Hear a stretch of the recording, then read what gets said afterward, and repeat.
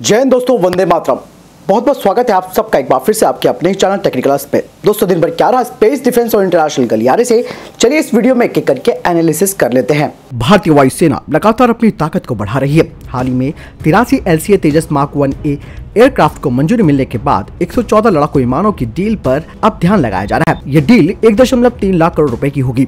वायुसेना ने इसके संबंध में जानकारी के लिए रिक्वेस्ट फॉर इंफॉर्मेशन यानी कि RFI जारी कर दिया है। वहीं अमेरिका, फ्रांस, रूस और स्वीडन समेत कई बड़े निर्माताओं ने इस पत्र का जवाब दिया है। सूत्रों के अनुसार 83 LCA तेजस MiG-21 लड़ाकू विमानों के 4 स्क्वाड्रंस की जगह लेंगे। इन विमानों को भविष्य में हटाए जाने की तैयारी है।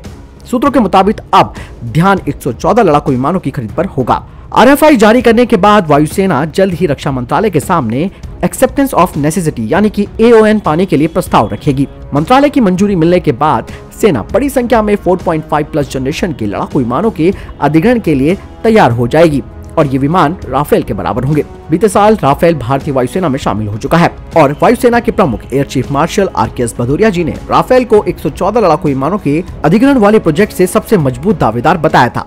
सूत्रों के मुताबिक प्रोजेक्ट के चयन के दौरान विमानों की क्षमता और कीमत पर गौर किया जाएगा। वहीं भारतीय वायुसेना भी अपने मापदंड विकसित करने में लगी है, जिसके तहत लड़ाकू विमानों को चुना जाएगा।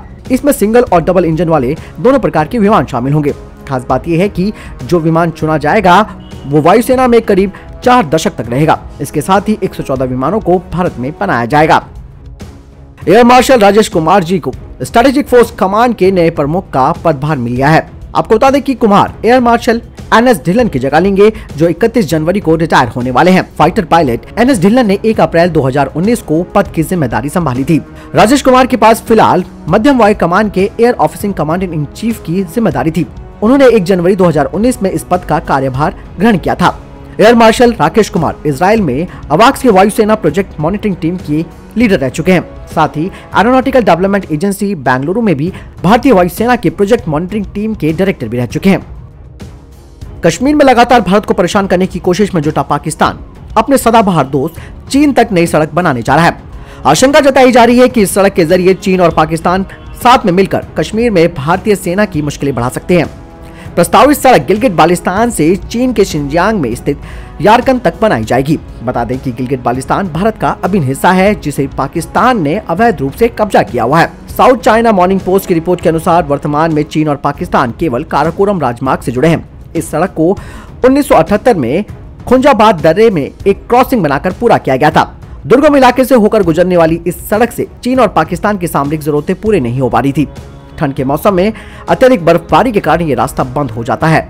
ऐसे में नई सड़क के जरिए पाकिस्तान चीन की सप्लाई रूट को पूरे साल खोलने की तैयारी में है। पाकिस्तान का ये रास्ता सियाचिन के उत्तर से गुजरने वाला है। ऐसे में संभावना जताई जा रही है कि चीन और पाकिस्तान इस सड़क के जरिए अपने सामरिक हितों को जरूर साधेंगे। बता दें कि 740 किलोमीटर लंबी भारत पाकिस्तान सीमा के सुदूर उत्तर में सियाचिन स्थित है। इसके पूर्व से चीन के साथ लगी हुई वास्तविक नियंत्रण रेखा की शुरुआत होती है, जिसकी लंबाई 3488 किलोमीटर के आसपास है। गिलगिट बाल्टिस्तान की सरकार ने लोक निर्माण विभाग को 15 जनवरी को निर्देश दिया था कि वो शिनजियांग से लगते मुस्तक दर्रे से ट्रकों को निकालने के लिए 10 मीटर चौड़ी सड़क के लिए प्रोजेक्ट कॉन्सेप्ट क्लियरेंस प्रपोजल तैयार करे। प्रस्तावित नई सड़क शिनजियांग में यारकन से जुड़ी होगी, जो लद्दाख के पश्चिम में 126 किलोमीटर की दूरी पर गिलगिट बाल्टिस्तान में प्रवेश करती है। इससे स्कर्दू भी कनेक्ट होगा, जहां पाकिस्तानी एयरफोर्स का एयरबेस है। सुरंगों से भरी इस सड़क के निर्माण में पाकिस्तान चीन के इंजीनियरों की सहायता लेगा, क्योंकि पाकिस्तान के पास ऐसे इंजीनियर्स और मशीनरी नहीं है जो इतने मुश्किल इलाके में सड़क बना सके। दोस्तों, अब यहाँ पर भारत को बेहद जरूरी है कि अपना कड़ा एक्शन उठाना पड़ेगा, नहीं तो भारत की मुश्किलें बढ़ सकती हैं। सड़क बनने का मतलब आप समझ सकते हैं कि कश्मीर में तनाव पैदा करेंगे ये दोनों देश मिलकर। ऐसे में भारत को सचेत रहकर गिलगिट बाल्टिस्तान के लिए ठोस कदम उठाने होंगे। चीन से लगती वास्तविक नियंत्रण रेखा पर पहरेदारी करने वाली ITBP ने लद्दाख में अपने फ्रंटियर का नेतृत्व करने वाले एक नए अधिकारी को नियुक्त किया है। आधिकारिक सूत्रों ने बताया कि मणिपुर कैडर के 1999 बैच के अधिकारी लाहरी दोरजी लाहूत ITBP के महानिदेशक दीपम सेठ का स्थान लेंगे। अभी तक सेठ लद्दाख में LAC पर तैनात बल की कमान संभाल रहे थे। यहाँ ITBP के मुख्यालय के द्वारा जारी आदेश के अनुसार उत्तराखंड कैडर के 1995 बैच के भारतीय पुलिस सेवा के अधिकारी सेठ को दिल्ली स्थित ITBP मुख्यालय में स्थानांतरित कर दिया गया है। लाहौत हाल ही में ITBP में शामिल हुए हैं। इससे पहले वे NIA में थे और विशेष सुरक्षा बल में भी वे सेवाएं दे चुके हैं। दोस्तों यहाँ तक अगर आपको खबर पसंद आई हो तो आप वीडियो को जरूर लाइक कीजिएगा, साथ ही अपना महत्वपूर्ण कमेंट हमें जरूर कीजिएगा। HAL के अध्यक्ष और मैनेजिंग डायरेक्टर आर माधवन ने कहा कि स्वदेशी तेजस मल्टी रोल लड़ाकू विमान का नया वर्जन अगले साल 2022 तक सामने आने की संभावना है। इसमें शक्तिशाली इंजन, हथियार लेकर जाने की कैपेसिटी, अगली पीढ़ी के इलेक्ट्रॉनिक कॉम्बैट सिस्टम और कई सुपीरियर एरोनॉटिकल सिस्टम शामिल होंगे। माधवन ने बताया कि तेजस विमान के नए वर्जन का हाई स्पीड टेस्ट 2023 में शुरू होगा। तेजस मार्क 2 को लेकर ढांचागत व अन्य काम काफी अच्छे से चल रहे हैं तथा उनका उत्पादन 2025 के आसपास शुरू होने की संभावना है।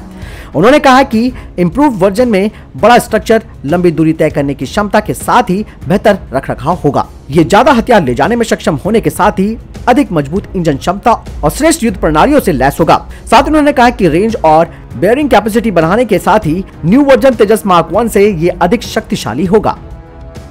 सिरोस्की कंपनी और बोइंग कंपनी ने अपने सबसे एडवांस हेलीकॉप्टर डिफेंड एक्स की जानकारी रिलीज कर दी है। कंपनी ने यह जानकारी अमेरिकी सेना के future long range assault aircraft competition यानी कि FLRAA के लिए जारी की है।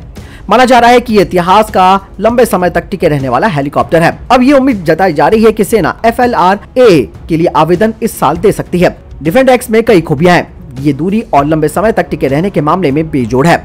ये हेलीकॉप्टर मुश्किल इलाकों में भी उड़ान भर सकता है, तेजी से जमीन पर उतर सकता है और तय जगह पर सिपाहियों को उतार सकता है। इतना ही नहीं, इस हेलीकॉप्टर में तेजी से काम निपटने के बाद मौके से निकलने की भी खासियत है। ये ब्लैक हॉक हेलीकॉप्टर से दोगुनी दूरी और तेजी से उड़ सकता है। फिलहाल इसकी डिजिटल कॉम्बैट माहौल में इसकी जांच की जा रही है। अब तक हुए टेस्ट में हेलीकॉप्टर ने अपनी असाधारण क्षमताओं को प्रदर्शित किया है। फ्यूचर वर्टिकल लिफ्ट के लिए सिरोस्की के वाइस प्रेसिडेंट एंडी एडम्स ने बताया कि हम ताकतवर क्षमताओं के साथ बेजोड़ क्षमताओं को डिलीवरी करने के लिए तैयार है और ये आज के सेना के मिशन को पूरी तरह से बदल कर रख देगा। सिरोस्की और बोइंग ने मिलकर अमेरिकी सेना के 90% मौजूदा रोजरक्राफ्ट तैयार किए हैं।